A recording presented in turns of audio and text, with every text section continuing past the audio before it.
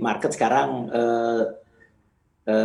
ya ingin memperhatikan bagaimana detail announcement dari The Fed gitu. Jadi kalau kita lihat market beberapa hari yang lalu sebelum Fed tadi malam meeting, ya ada yang beberapa mungkin khawatir apakah di dalam statement The Fed itu ada kalimat-kalimat yang bisa mengindikasikan tapering begitu. Jadi memang sempat US Treasury yield itu sempat naik gitu ya, yang tenor-tenor jangka panjang gitu. Tapi kan tadi juga Alin sampaikan dan juga kalau kita baca statementnya dari The Fed bahwa The Fed melihat bahwa ekonomi masih lemah dan akan menggunakan semua instrumen untuk memastikan bahwa recovery akan terus berlanjut gitu. Semua instrumen ini apakah Anda melihat dengan perekonomian Amerika saat ini ada kemungkinan dikeluarkan amunisi lain oleh The Fed, Pak?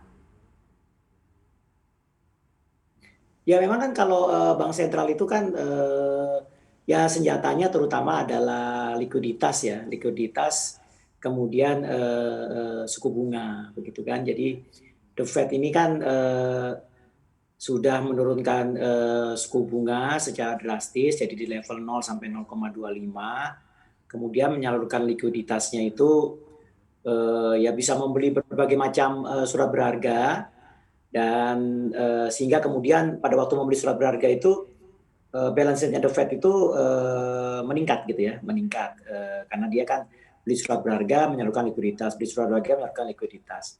Maksudnya apa? Maksudnya adalah supaya likuiditas masuk ke dalam sistem, dan juga maksudnya supaya suku bunga jangka panjang juga jangan naik gitu. Jadi kalau kita memperhatikan kebijakan moneter, itu pasar selalu melihat suku bunga jangka pendeknya bagaimana, suku bunga jangka panjangnya gimana. Suku bunga jangka panjang itu terlihat dari yield obligasi jangka panjang. Jadi kalau di Indonesia namanya ya SBN 10 tahun begitu.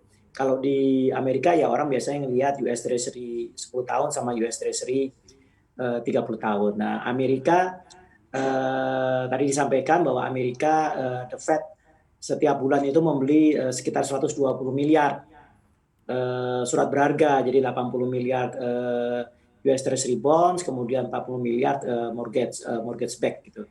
Untuk memastikan apa? Memastikan bahwa suku bunga jangka panjangnya juga tidak naik.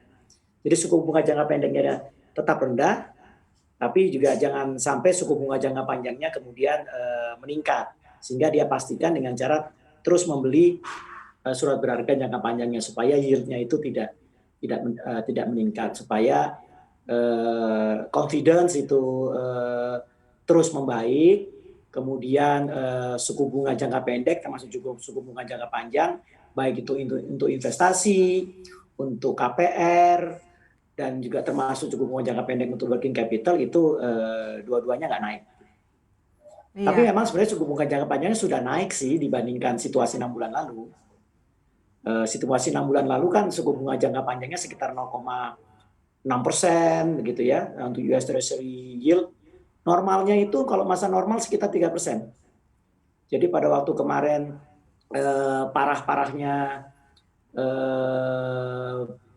awal-awal pandemi itu di bulan-bulan April Mei itu US Treasury yield itu sempat sampai 0,5, 0,4, 0,6. Jadi kemudian kalau sekarang meningkat ke arah 1%, sekarang sekitar 1,0 sekian, itu sebenarnya menunjukkan bahwa market percaya ada perbaikan pemulihan ekonomi.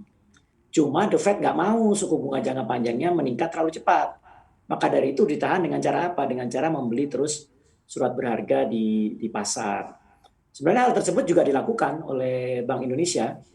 Bank Indonesia kan satu adalah ikut membiayai budget, dengan yang kita selalu bilangnya SKB 1, SKB 2 tersebut, tapi juga dengan membeli surat berharga di pasar perdana dan juga membeli surat berharga di pasar sekunder, sebenarnya Bank Indonesia itu juga melakukan apa yang seperti dilakukan The Fed, bahwa memastikan bahwa suku bunga jangka panjang juga tidak meningkat begitu. Jangan lupa install aplikasi CNBC Indonesia di App Store maupun di Play Store untuk mendapatkan informasi dan perkembangan terkini dari berita-berita ekonomi dan bisnis.